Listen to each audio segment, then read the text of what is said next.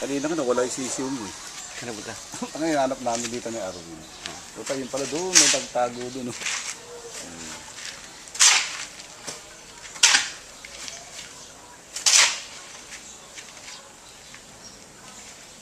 Nakita ko na sa kanya to.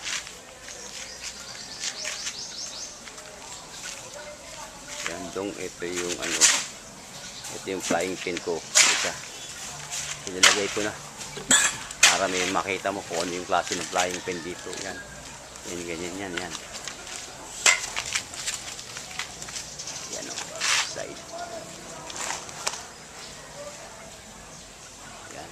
Tapos buhangin nyo na sa loob niyan. Pagka naayos yan. Isa. Mga 8 lalagay ko rito. Puporma ko na. Kung 6 muna ang bibiling kong flying pin. Tsaka na yung 2. At least may nakaporma na. O yan.